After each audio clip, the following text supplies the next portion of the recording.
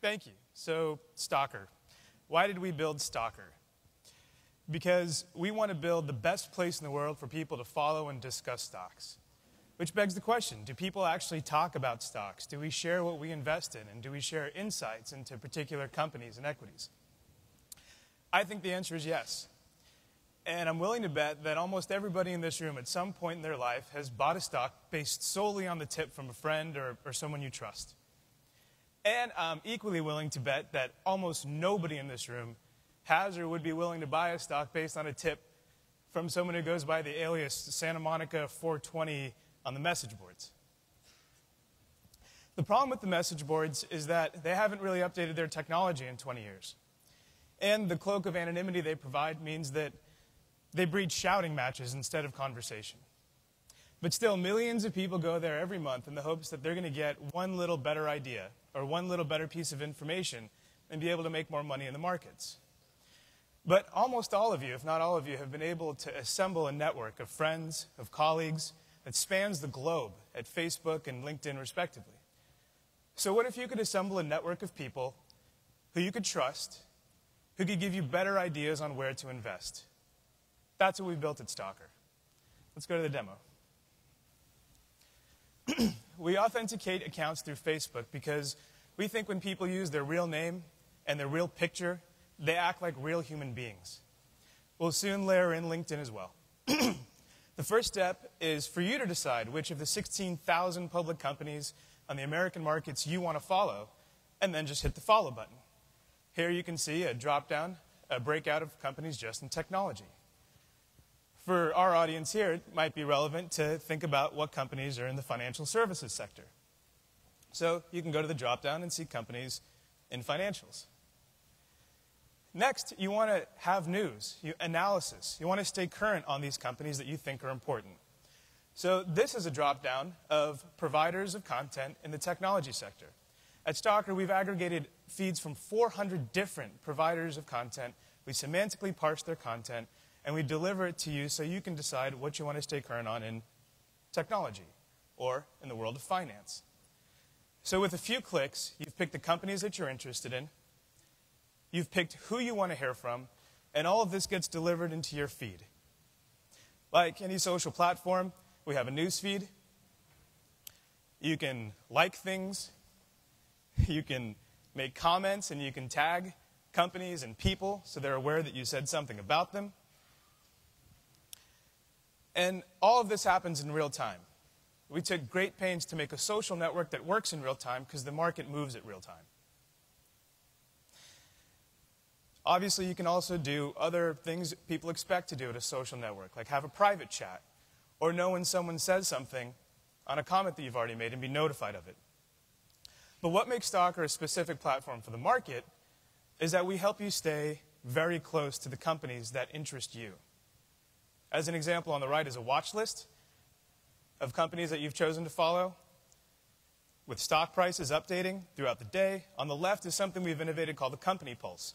The Company Pulse takes the universe of information provided to Stockr by the feeds that we've brought in, by the unique content that our users will generate, and it delivers to you based on a company basis. So you may not follow everyone that you've already heard about or have discovered on Stockr to stay current on technology or financial services. But if you're following Goldman Sachs or Citibank and anything is said about them, it'll be delivered to you in the Company Pulse. So if you want to add more companies or people to your investment universe, you can just search for them. So in this case, let's go to Apple. People have been talking a lot about Apple recently.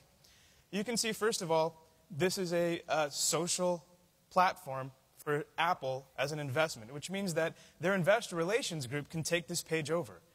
And the way that their marketing and sales groups connect with consumers on Facebook, or their HR group connects with potential employees at LinkedIn, the IR group can use this page to connect directly with their shareholders. I'm sure all of you own stock. You've gotten, a company's annual report in the mail in the envelope of a brokerage company. That's how disconnected you are from the companies you own. Here, we enable companies to create a two-way dialogue and help you stay connected to them, but them connected to you. In the middle is the newsfeed. Again, we distill the web's wealth of information on Apple and deliver it to you in one place where all the dots reside and they're easier to connect. On the right-hand side, you can see that these are popular users who discuss Apple. Now, a lot of people may have had the intuition a few years ago that the iPhone's pretty cool. Maybe Apple stock will go up. But most people don't know anyone who works in mobile technology or technology in general. Here they can come to the Apple wall, discover people who are talking about Apple, and before they add them to their investment life, learn about them. So let's click on James Jago. You know, Facebook takes your offline life and it brings it online. LinkedIn pretty much does the same. At Stockr, we think it's going to be important for you to discover people you don't already know, and therefore avail yourself of a wider net of information. Looking at James Jago's stream, I can see everything that he's posted. I can see what intellectually he's interested in, and I can qualify him as a human being based on the comments that he makes. So before I add him to my investment life, I can actually know a lot about him. On the right, you'll see I can know what companies he's following. So based on my interest in Apple, I discovered a person named James Jago. Now that I'm connecting with James Jago, or I'm at least reviewing who he is as an investor, I can discover even newer companies that I haven't thought of yet. I can see who he's following in terms of publishers and people. I can see who's following him. And through this, I can expand my network of companies, of people, of publications, so that I can stay more current on the market. And since every trade is a disagreement, if I can stay more current in a way that's automated and easy, I'm going to be on the better side of that trade. So returning to our home screen,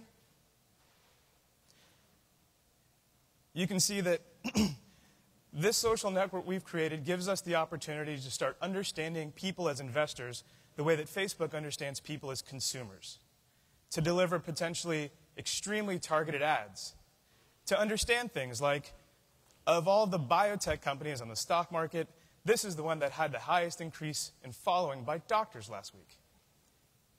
This is our goal, to build the investor graph. So to return to the original question, why did we build Stockr? Because we think that in 2012, with all of the recent advents in social technology, it just doesn't make sense that I can have a more nuanced conversation about my friends' pictures at Facebook and what they had for breakfast than I can about where to invest my money. So we're launching today here at Finovate.